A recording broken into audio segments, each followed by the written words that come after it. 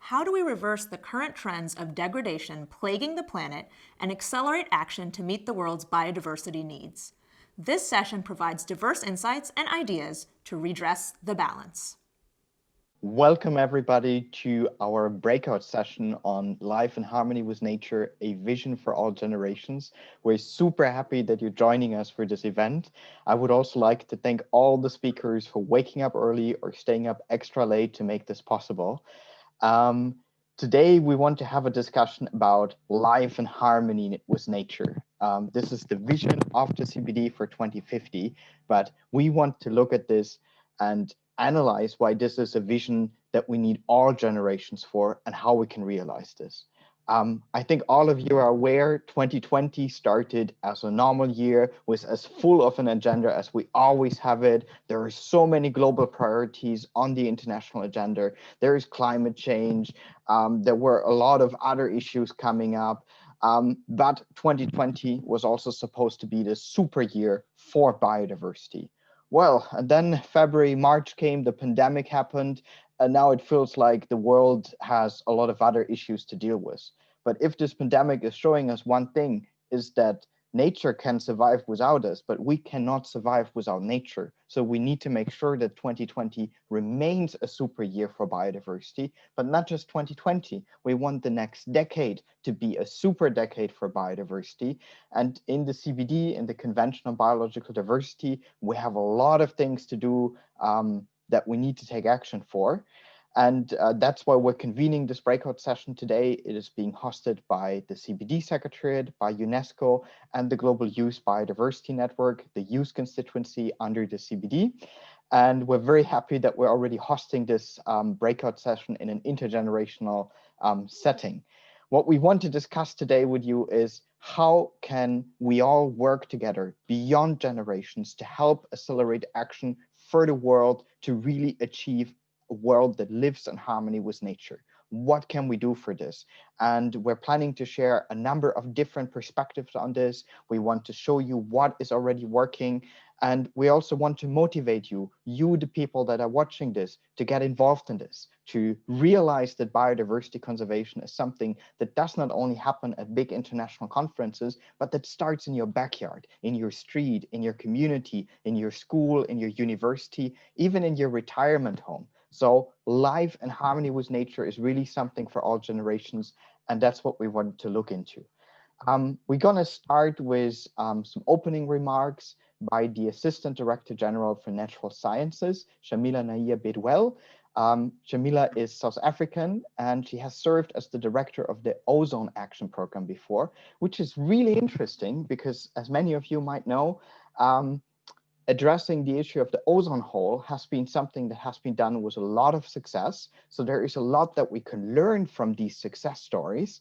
And maybe we can even translate some of these to the post-2020 process that is going on in the CBD at the moment. Shamila is also a strong advocate for enhancing women's role in science and engineering. And she launched UNEP's first training program for women technicians. So Shamila, thank you so much for joining us. And I would like to invite you to deliver some opening remarks. You have 4 minutes. Thank you. Thank you very much, Christian, and thank you for convening us here today. I would like to say that UNESCO is really delighted to join in this event, Life in Harmony with Nature, and a vision for all generations. Dear colleagues, dear Christian, I would also like to sincerely thank not only the Global Youth Biodiversity Network for bringing us here today, but also the Executive Secretary of the Convention on Biological Diversity, Dr. Elizabeth Mrema, who has been a dear colleague over many years. By the way, it was together with that we have launched the women training. I would like to start by saying that the current pandemic has really shaken our lives, our rhythms, and international agenda. And it has also revealed our total interdependence with the living world and our global interconnectedness. Scientists have demonstrated the links between the mismanagement of biodiversity and ecosystems and the risks of transmission of infectious diseases to humans, up to the risk of a pandemic. How can we now consider this connectivity, the connectivity between humans and nature, and how can we translate this into our lifestyles and societies. The destruction of biodiversity really stems from all of a disconnection in our relationship with nature and other species in the living world. Dear colleagues, we are destroying the relationships we have, and so doing, humans are responsible for 75% of the destruction of ecosystems on Earth throughout our daily activities. All over the world, young people, and I sincerely thank the Christian for bringing us here together and the Global Youth Biodiversity Network for raising this to such a higher level of how young people are demanding action to protect our planet. As we are in the process of developing the 2020 Global Biodiversity Framework and setting targets for the preservation, protection, and restoration of the planet's biodiversity and ecosystem services, it is essential that the voices of young people are heard and taken into account. It is with this objective that UNESCO co-organized with Expertise France and the Global Youth Biodiversity Network a youth leadership dialogue, unique last year in Paris, and we look forward to welcoming you again. These types of networks play an active role in the post-2020 thematic consultations and intergovernmental meetings in this framework, as we realize that this is not just about our generation, but it's future generations and their livelihood. I would like to reassure all of you that UNESCO plans to use the experience and expertise of its networks, its designated sites, its centers of experience, and the chairs of UNESCO centers of excellence to engage with partners and support member states to work out shared values and principles that would guide actions, guide activities, and engage additional partners to restore, conserve, and transmit the value of biodiversity. We believe strongly that the tools and methodologies already developed across UNESCO designated sites really provide evidence that it's possible to live in harmony with nature. And it's a living demonstration of how to sustainably use and restore ecosystems everywhere on the planet. Dear colleagues, in all of these UNESCO sites across the world, some 1,000 designated sites, we are capable of demonstrating that it's possible to restore the relationships between people and nature through education, science, local and indigenous knowledge systems, but also it's possible to conserve the harmony of our ecosystems using really knowledge and know-how of committed and dedicated citizens and partners. But throughout these sites of UNESCO, we can also demonstrate that it's possible to promote intergenerational equity for future generations. It is possible to amplify the power of youth around our common shared value and provide universal open access to the diversity of knowledge, create possibilities, share solutions to empower the next generation to protect our mother earth. Together we must construct a new pact with the living world, and it is in this spirit that the Coalition for Nature that UNESCO is leading with UNEP has been developed. This is an immense work in progress, and we therefore call upon all of you to join this initiative for the profound transformation of our systems of thought, the ecological transition, for the implementation of the Agenda 2030, beyond 2050, but let's preserve our planet for future generations. It can only come about through a profound rethinking of our values, the ways of being human and inhabiting the earth. And for that, we need our youth. Now more than ever, we have to ensure no one is left behind, and we are all committed to act now for nature. I sincerely thank you for joining us and for giving us this opportunity. Thank you. Thank you so much, Shamila, for these inspiring words, and especially for the leadership that you and UNESCO have been presenting. I remember our youth leadership dialogue last year in Paris very well, and I'm very grateful to hear that you're inviting us to come back again. There is definitely a lot to do, and I'm also so happy to hear that you are already living intergenerational equity in the BRs, in the activities that you're running. And I think this is an example for the rest of the world to follow. So thank you so much, Shamila, for that. We're gonna continue with Dr. Keiichi Nakasawa. He is the director of the Biodiversity Strategy Office in the Ministry of Environment in Japan. Mr. Nakasawa is working on biodiversity issues for the last 30 years. He is bringing together a lot of different levels that are crucial when it comes to biodiversity. He is working on both the CBD, IPBES, and the National Biodiversity Strategy of Japan. So he can really see all the levels and how each of these levels are interconnected, and that we can only change the trends for biodiversity if we really think all of this together. And 10 years ago, I've been looking at you a lot because you were assisting the CBD COP10 chair, and you helped to coordinate the negotiations at COP10 that brought us the Keiichi biodiversity targets, and that also helped to create the Global Youth Biodiversity Network. So, Mr. Nakasawa, I hand over to you.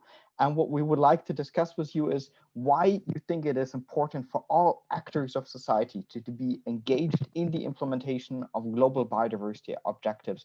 And with your experience of working on all these different levels, how do you think we can achieve this together? Okay, thank you very much, Christian. And again, I'm Keiichi Nakasawa, Director for Biodiversity Strategy Office of Ministry of Environment in Japan.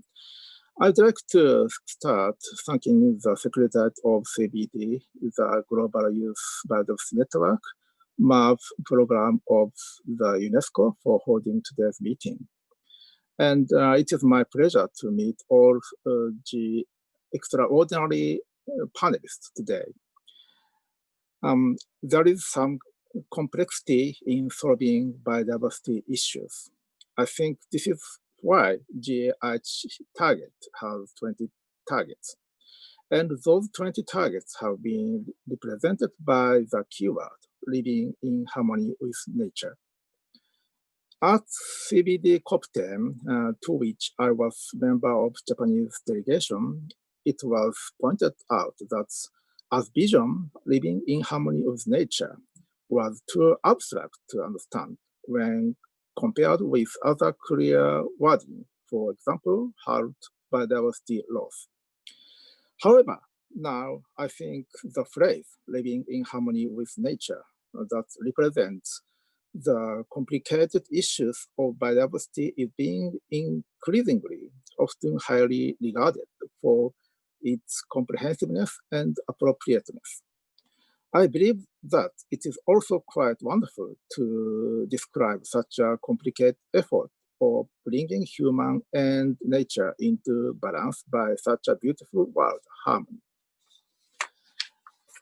The IPBES Global Assessment report was published in May last year, and it showed that the range that is needed to be harmonized is being expanded by using the wording transformative change.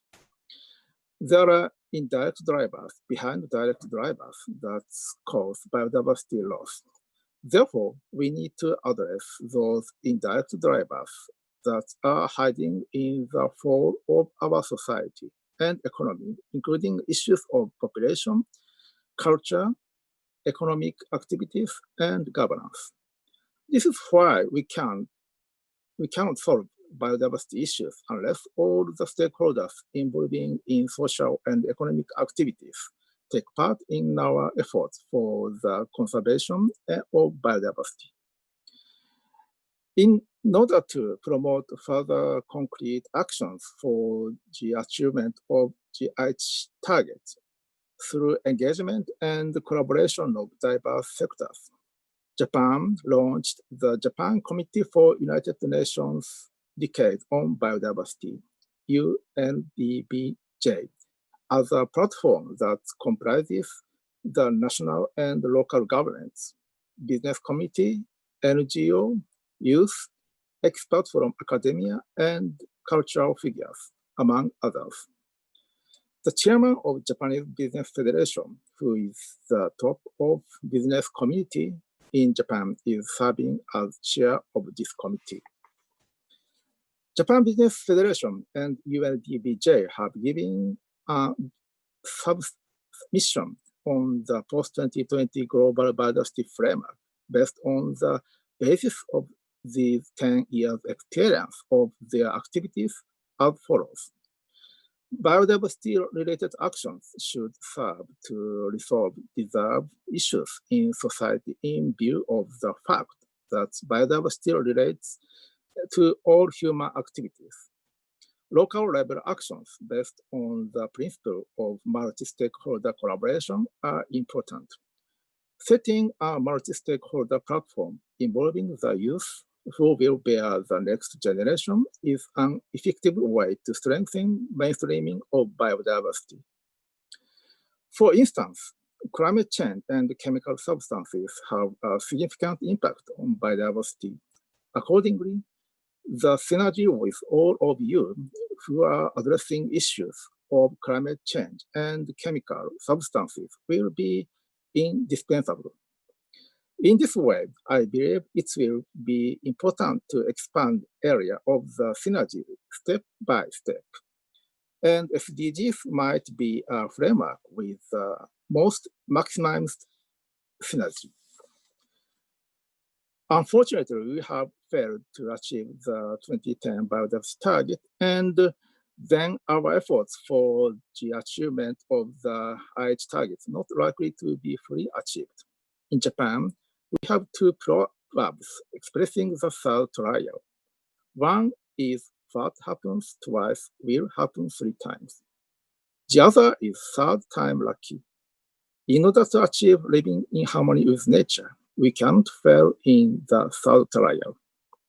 We must make our efforts a success in the third trial through building a platform in which all kinds of sectors would take part and reaching agreement of implementing the post-2020 global biodiversity framework and also the achievement of 2050 vision, living in harmony with nature.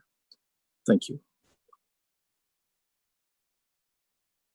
Thank you so much, Mr. Nakasawa. This was spot on. Thank you so much for all your words, for sharing your experience, but also a little bit of the frustration of failing with both the biodiversity target for 2010 and the most likely insufficient achievement of many of the Aichi biodiversity targets. But I think we need to learn from our lessons. We need to build on them. We need to be open to include knowledge systems and to really do it better in the next decade. And with these words, I would like to introduce our next speaker. We have Abigail Kitma. She is an Ibaloi Igorot, an indigenous tribe in the northern Philippines. She works with TABTABER, the Indigenous Peoples International Center for Policy Research and Education, and she's a youth representative at the United Nations Youth Advisory Board and also a member of the International Indigenous Forum on Biodiversity. When we designed this event, we felt we need to have the voices of indigenous people, especially indigenous youth, involved, because when it comes to intergenerational equity, there is a lot that we can learn from indigenous people. So my question to you, Abigail, would be, how can indigenous people and traditional knowledge help create harmonious relationships among all living things? Over to you, Abigail. Thank you, Christian. So, maptangdyan ako since kayo amin. That's good day to everybody in my local tongue.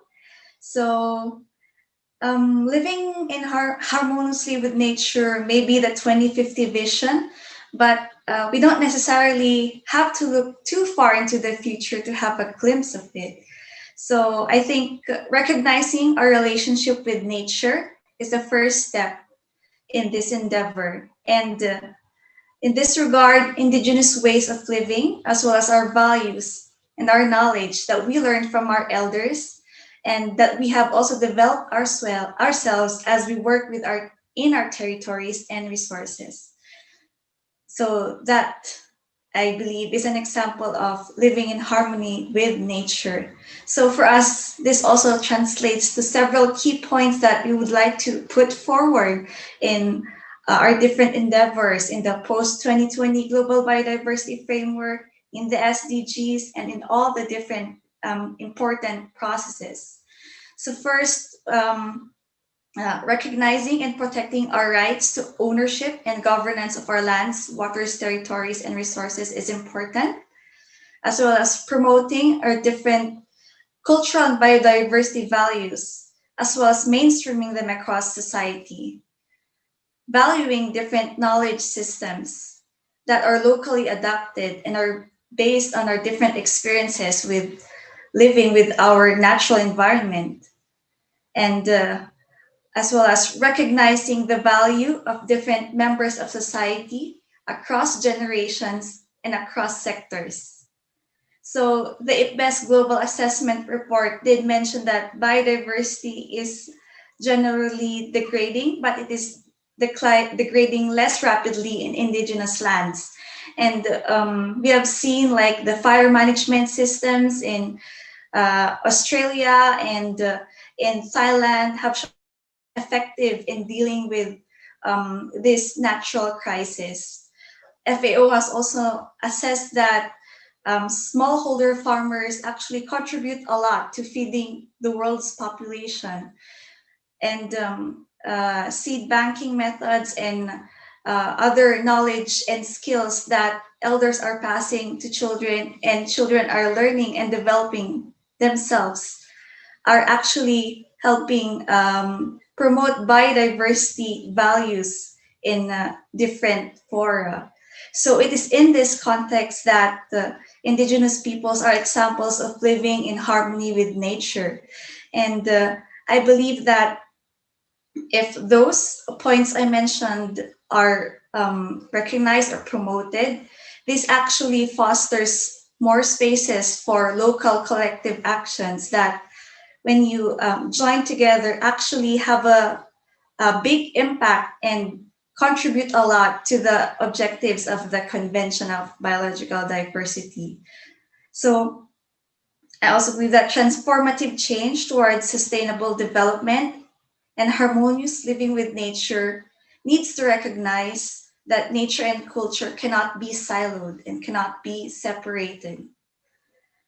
Therefore, we may only have one beautiful and generous planet, but there are many different unique ways to actually take care of it. So I look forward to seeing how we can all work together to live in harmony with nature without leaving no one behind, because all of us, indigenous peoples, women, youth, civil society, government, we are all partners in this endeavor. So that's it. Thank you, Christian. Thank you so much, Abigail, for these really inspiring words. I love what you said at the end, leave no one behind. Because if we want to protect biodiversity, we cannot do it against the people, we have to do it with the people. We have to follow the examples that you guys have been setting for so many centuries, for millennia, that it is possible to live in harmony with nature, that we don't necessarily need to wait until 2050, that you guys are already showing us the way, and now we just have to figure out how we can do this for the rest of the world. Abigail, thank you so much. Please keep up your good work. And we're now going over to our next speaker. We have now heard from an indigenous youth. We have heard from a representative of the government of Japan. We've heard from UNESCO. And now I think it's important that we go a little bit back to the national level and look at a country that has made a lot of very, very positive experiences and that shows a lot of countries in the region, but also the rest of the world, how biodiversity, conservation, and economic growth can go very harmoniously together. So I would like to introduce you to Ms. Eugenia Arguedas. She is the CBD National Focal Point of Costa Rica. She is in this position since 2012, and she has more than 30 years of experience with biodiversity conservation in Costa Rica, especially with protected areas and the management of wildlife. And she is also the national coordinator for the monitoring of biodiversity. So I hand over to you, Eugenia. You will speak in Spanish. The question that I have for you is, how can we help local and marginalized actors to become allies in reversing the current trends of degradation of the planet? Why is it important to do so if we want to have a world where we live in harmony with nature? What do you think about this? Okay, thank you, Christian. I decide to speak in English if there's no problem, okay? Okay. Okay, we all know human beings as a species, the most aggressive species on Earth. The aggressiveness of the human being, not only between fellow humans, but is also extrapolated to their environment. But how humanity relates to its environment? Let me share with you some facts identified by IPBES Global Assessment. Today, humans extract more from the Earth than ever before. around 60 billion tons of renewable and non-renewable resources, with population doubling over 50 years and the per person consumption of materials with up 15% since 1980. Over 3 decades, global extraction of biomass, fossil fuels, minerals, and metals rose around 80%. Urban area doubled since 1992, and half of agriculture expansion was into tropical forests. Fishing now covers all half the ocean. Since 1980, greenhouse emissions doubled, raising average global temperature by at least 0.7 degrees, and plastic population increased tenfold. Over 80% of global wastewater is discarded into the environment without treatment, while 300 and 400 million tons of heavy metals, solvents, toxic, and other wastes are dumped into the world's waters each year. Fertilizers enter coastal ecosystems, producing more than 400 epoxic zones and affecting a total area of more than 245,000 kilometers. The number of invasive species doubled over 50 years. Today, a full 75% of the terrestrial environment, 40% of marine environment, and 50% of streams manifest severe impacts of degradation. These facts show us that the problem of living in harmony is an equity problem. This element is key to knowing how marginalized actors could become allies in reversing the current trends of degradation of the planet. In this regard, I would like to clarify now, who are the marginalized actors? Local communities, indigenous people, youth, women, people who live in poverty? If we do a retrospective, maybe in some way, all of them are marginalized from the decision-making process, marginalized from health, housing, food, education, access to land, justice. In other words, marginalized from full participation in social and economic and political life. So they spend the day by day trying to survive. And when I say survive, I'm talking about not just trying to find food, house, health, and general wellness. They survive violence, pharmacies, cheap labor, inequity, discrimination, being ignored, and injustice. Finally, I would like to be clear in how to make the marginalized become allies for conservation and why. The answer is easy. Give them wellness opportunities to understand that wellness is not just unsustainable consumption, that inequity is not normal. Respecting cultures, education, beliefs, customs, giving traditional knowledge the same importance that is given to Western knowledge, and respecting the voice of women and youth. I would like to finish my intervention highlighting the importance of dialogue and to including marginalized actors in decision-making process. We live in an interconnected world in which we must strive for inclusion and ensure no one is left behind. For this, it's very important that the states create a mechanism of public participation to guarantee that decisions that affect communities directly are not taken without their prior and informed consent. Thank you, Christian. Wow, thank you so much, Eugenia, for this very strong statement. What I really liked is when you said inequality is not normal. We need to strive for a society where we have inclusion, where everybody can participate. It is really a question of survival for some communities. And I'm very happy that we can count on you in Costa Rica to push for these goals in the CBD. So thank you so much for this. Many of what you just mentioned, they're perfectly links to our next speaker.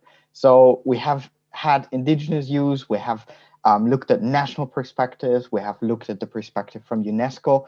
But when it comes to intergenerational equity, we also need to link this to gender equity.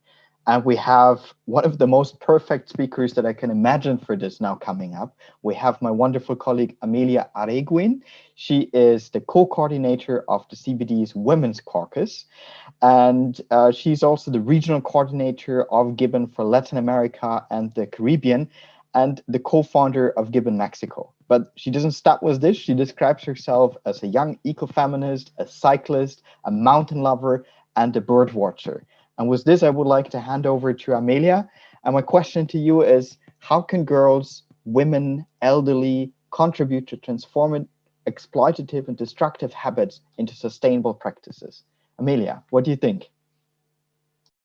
Well, thanks for the invitation, Christian. Also, I want to thank the CD Secretariat, UNESCO, and the Global Youth Biodiversity Network to speak on a topic as crucial as gender justice in sustainable development. But for this exercise, I want to ask you, dear audience, to close your eyes and to try to imagine what I will narrate next. It's 6:30 a.m. The sun is just beginning to rise, but you are already on your feet. You didn't wear shoes because you don't have. You didn't have breakfast because the girls go last. But hungry and cold, you have to do your chores. You left the school a few months ago because you started menstruating. So now you spend the whole day doing domestic activities. This includes walking several kilometers to get water and also taking care of the garden where you and your family get food and medicine. During the afternoon, you sit with your grandma and your mother to learn how to spin and weave. All the wisdom of your people is in those intricate patterns. Before dark, you hear a hiss. You stand up, grab a pole, and join a group of women, which is the forest patrol, who drives away illegal loggers. Well now, dear audience, I ask you to open your eyes to reality. The biodiversity crisis, climate change, and desertification, consequences all of them of an unsustainable society, are not only ecological problems, but compound phenomena defined by economic, political, and cultural variables. Ignoring this complexity increases gender inequalities, exposing women and girls to greater dangers, such as the following. The scarcity of food and resources due to extreme events, such as droughts, floods, or frosts, forces women and girls to dedicate more time and physical effort to fulfill their assigned household activities.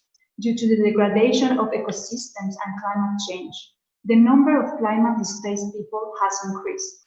In this context, women and girls face greater threat of being raped and dispossessed of their property. On top of this, women and girls have less access to information, making it difficult for them to prepare for, resist, and recover from disasters. The implications of not providing women and girls with equal voices, choices, and opportunities affect not just their lives, but the future of the planet. If we care about development, we must care about the consequences of not taking action towards gender equality.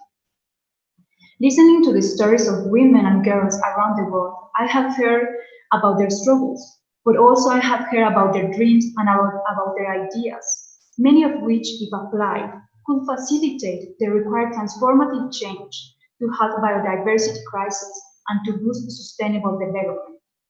Women and girls' knowledge, experiences, and perspectives must be listened in the main decision-making forums at all levels, since local to international level. It is needed to guarantee women and girls full and effective participation in environmental governance, as well as the right to land, to water, to justice, to education, to a life free of violence, so that they can contribute developing creative solutions to cope with environmental collapse. Once again, dear audience, I ask you to close your eyes. Let's go back to the forest with this girl. Now, imagine it is midnight, that you are sitting in the front of the fire, doing your watch, taking care of the planet so that everyone can enjoy it. Thank you. Wow. I wish we could just pause for a minute to just really let this deep inside us, what you just shared with us.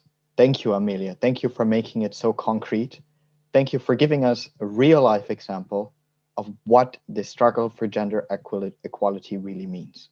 I'm super grateful for this, and I think we all should strive for making sure that all women and girls can realize their dreams and ideas, that a life free of violence is nothing that we have to fight for, but that's something that is guaranteed, something that is a standard that is being adhered to in every country.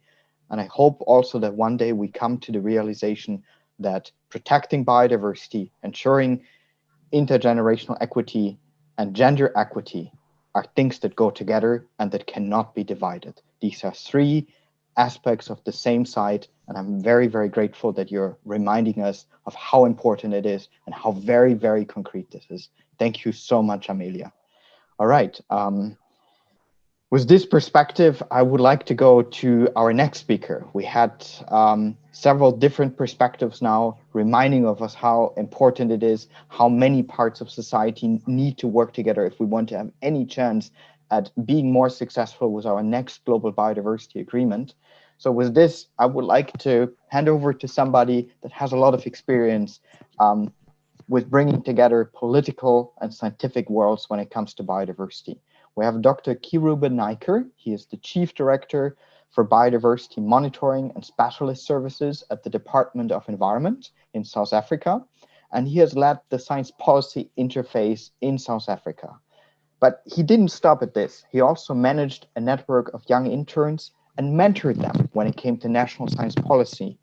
So in a way, Dr. Keith Nakasawa is already living what intergenerational equity stands for. And we would like to hear your perspective on how young generations can be supported in their efforts to implement the Sustainable Development Goals and global biodiversity objectives. What do you think is important to bring young people into the global policy dialogue, especially from a South African perspective? Dr. Nakasawa, I hand over to you. Thank you, Christian, and thank you for the opportunity to share our story. In South Africa, we strongly believe in the empowerment and capacity building to enhance intergenerational equity through skills transfer and succession planning. We run a number of youth empowerment programs on biodiversity, conservation, and development issues, including sustainable use. In the biodiversity sector, our emphasis is on goal 13 on climate action, on goal 14 on life below water, and on goal 15 on life on land. However, there's relevance and interconnectedness between all 17 goals of the SDGs. And this is achieved through effective mainstreaming, integration, and improving the evidence base that underpins the SDGs. The strengthening of the evidence base and communicating the information to all levels within society have proven to be one of the most effective capacity building and empowering interventions.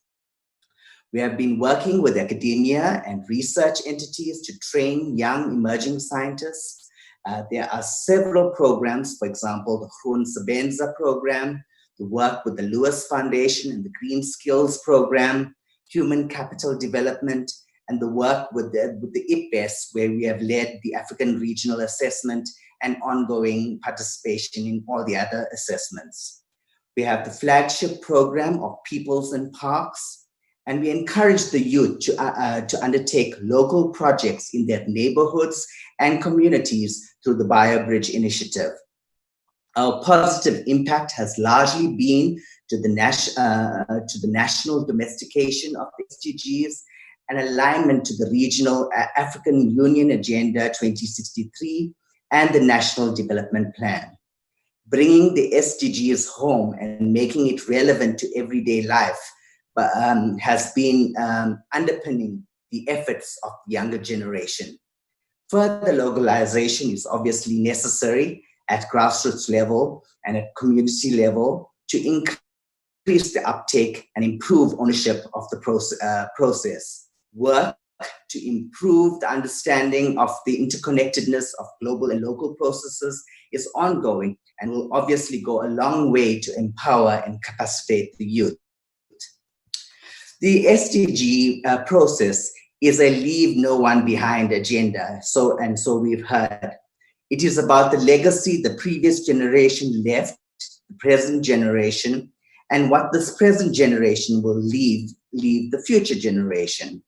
Presently, we are busy with the development of the post-2020 biodiversity framework, which has several targets, goals, and interventions towards the 2050 vision of living in harmony with nature. In order to meaningfully engage the youth, They need to be empowered and capacitated and be part of the process now, as in 2050, we as the present generation developing all these targets and goals, maybe no more. And it is the youth today and the ones yet to come, the so-called alpha generation, who are going to be implementing these decisions. We want the youth to be part of the process now and take ownership of these decisions and be accountable for the actions that they would be taking in the future.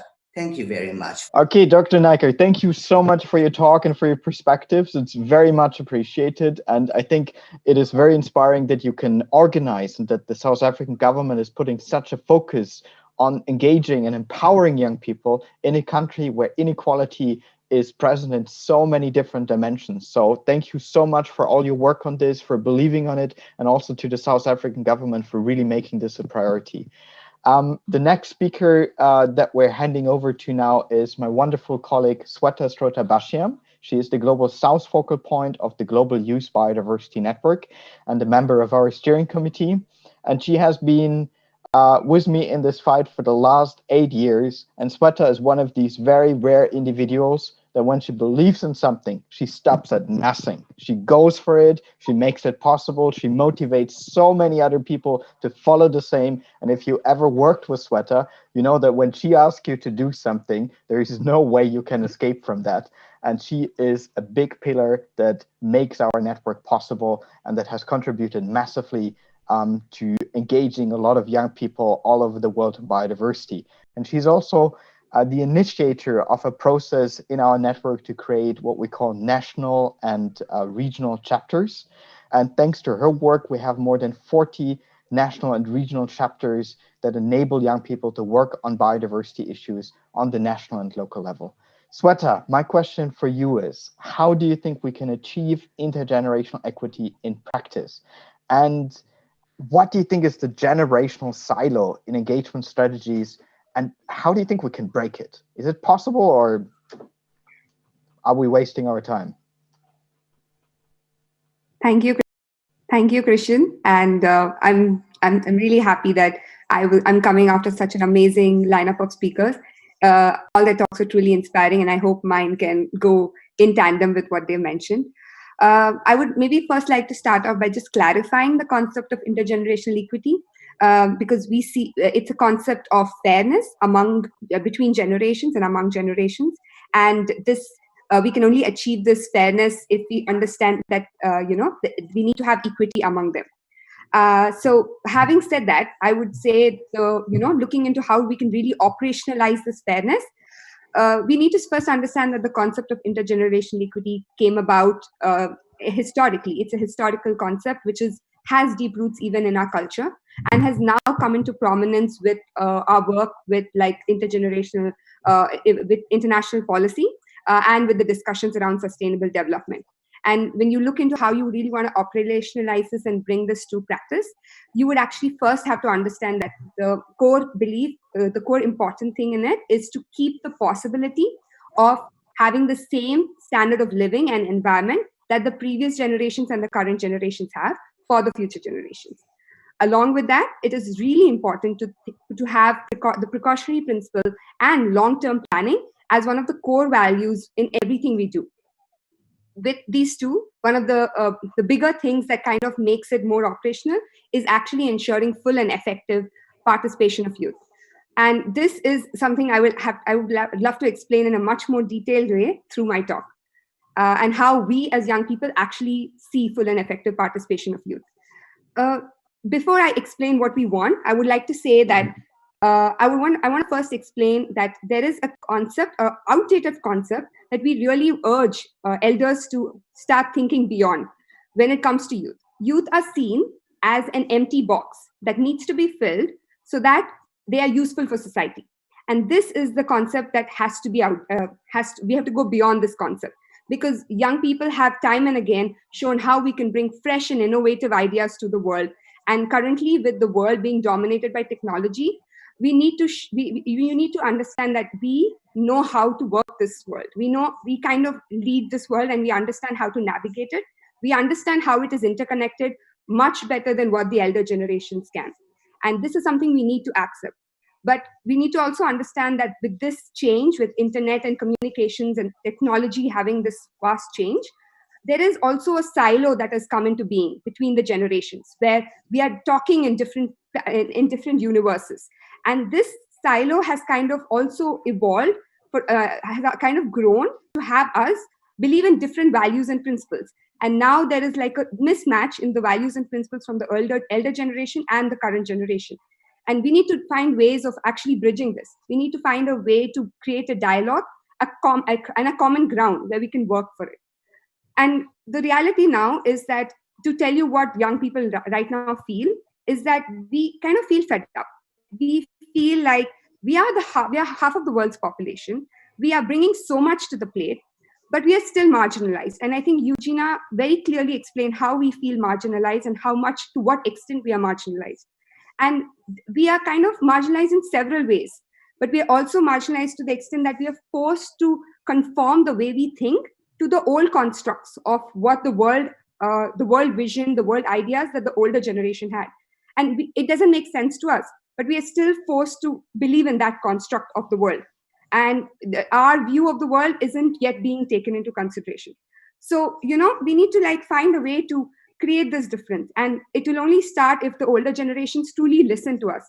They need to understand that this difference exists, and they need to listen and see that there is a difference in the way they look at the world.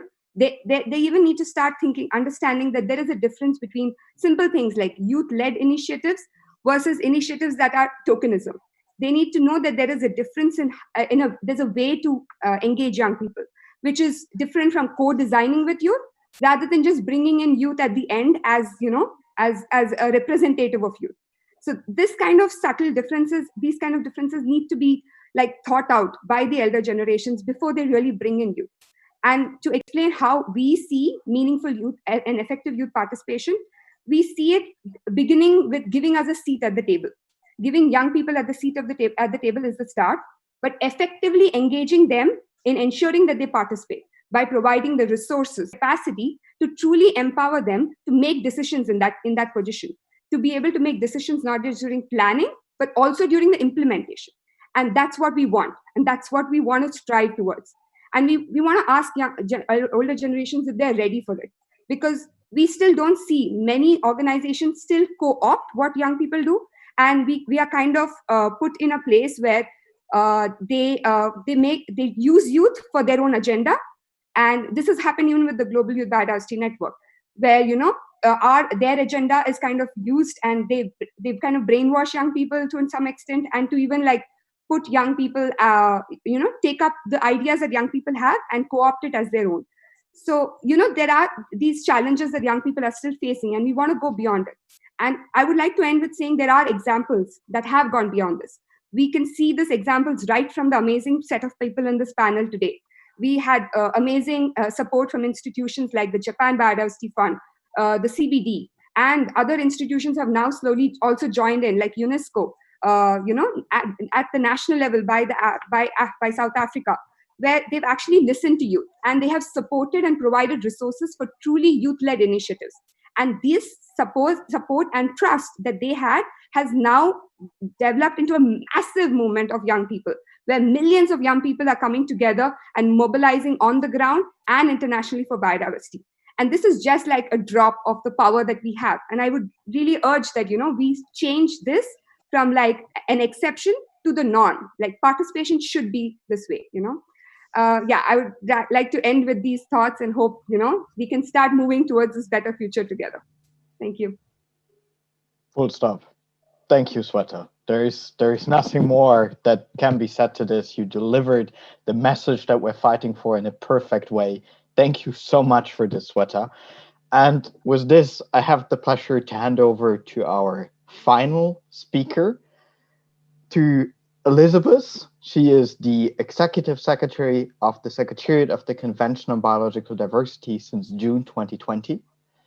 And whenever a new Executive Secretary takes office, everybody is wondering, what is she going to be like? What is she going to do? As Gibbon, we have been extremely fortunate that the last 3 Executive Secretaries since we exist always made young people a priority. And I remember, Elizabeth, when I first met you, I committed a big mistake because I said, I'm tired. We're not moving quick enough. What are we going to do? And I got a response from Elizabeth that made me feel, all right, I think I cannot say anymore that I'm tired, because here is a person that really wants to move things forward as much as we as young people want to do it. And in the past months, we've seen again and again how you, Elizabeth, made young people a priority, that you are not going to accept tokenism and that you're not going to use young people for an agenda, and that you're as committed as we are to go beyond it. And on International Youth Day, Elizabeth surprised us with a statement, and I just want to read a short quote from it. It reads, "Let us welcome and provide space to the 1.8 billion youth as they transition into leaders, citizens, consumers, producers, policymakers, and parents. Let us hear their voice as we collectively define the new normal. Let us welcome them as partners among the leaders of today, for they will be the ones inheriting the planet tomorrow." So thank you so much, Elizabeth, for these words. And with this, I have the pleasure to ask you to close our event. Thank you very much, Christian. Indeed, the youth are the leaders of tomorrow. We have made the mess of this current generation, and tomorrow you will be the one to inherit it. So it's important that we have you on the table, on the decisions taken today, because you will be the ones to pay for those decisions tomorrow. So dear participants, distinguished speakers, colleagues, particularly my dear youth, this event has brought together stakeholders from diverse horizons to discuss how together we can reverse the trend of degradation of the planet and accelerate action to create a world that lives in harmony with nature. I think we can succeed in that aim. The current global health crisis has clearly shown that we are all vulnerable in the face of pandemic. But it has also equally shown us that we are able to come together to make the changes that are necessary to protect not just our present, but more so the future generation. Collectively, our behaviors are disconnected from nature, unfortunately.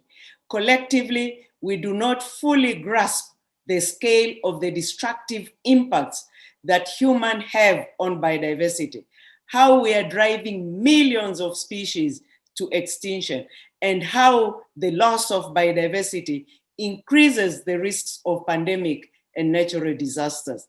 But collectively, we can change hearts and minds, foster responsible behavior, and generate positive actions. Indigenous peoples, women, girls, children, youth are particularly affected by the current biodiversity crisis, and my previous speakers have alluded to that, since more than others are dependent on healthy ecosystems for the well-being and the livelihoods. But they are also the source of solutions. And when empowered, they implement these solutions and take actions on the ground. They also reach out to other actors beyond the converted, and these are the essential partners when it comes to walk the talk. To enable these groups to act, our formal institutions must listen to their multiple voices and provide the needed concrete support for them to also take action. I therefore applaud governments of Costa Rica, Japan, and South Africa for demonstrating that indeed this is possible. For example, by providing in-kind financial or technical support, by inviting stakeholders to the table to discuss their needs and share solutions, by giving recognition to the important work of these groups. It's all important, and incentivize them. I encourage all countries actually to upscale and follow these best practices. And there are many more out there which can be scaled up.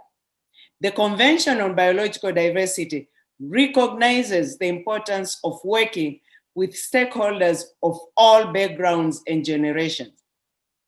And I repeat, indigenous peoples, the local communities, the youth, the women, but also business representatives, subnational governments, academics, and others are all participating actively in the development of the post-2020 Global Biodiversity Framework, a strategic roadmap towards a 2050 vision of living in harmony with nature, which is expected to be agreed by the entire global community later next year. We have heard from you today that positive and constructive energy required to transform our societies is alive and well. You have equally demonstrated that the willingness to work together towards a common vision for all generations is very strong and that it can be built upon. So thank you, our dear panelists, for inspiring all of us today. And thanks for our event co-organizers, the Global Youth Biodiversity Network and UNESCO for nurturing this intergenerational dialogue. I'm very pleased to be part of it. And once again, thank you very much. Thank you so much, Elizabeth. With this, I would like to close our breakout session. Thank you so much for everybody who has listened to this. And please don't forget, we are all fighting for this. We're all fighting for a future that we want to have a place in together. And we can't do this alone. We can do this as young people, as middle-aged people, as old people. We're all standing in this together. And this is something where we have to think perspectives from women, from indigenous people, from all sides. We have to bring them together. So never give up. Always believe in your capacity to create change. You can join our movement. You can contribute to the work that UNESCO, that the CBD, that the Global Youth Biodiversity Network are doing, and you can make every day a super day for biodiversity. And together we can make sure that not just this year, but the next decade is going to be a decade of action and a super decade for biodiversity. Thank you so much and keep up your good work. Thank you to all the speakers and all the organizations for joining us.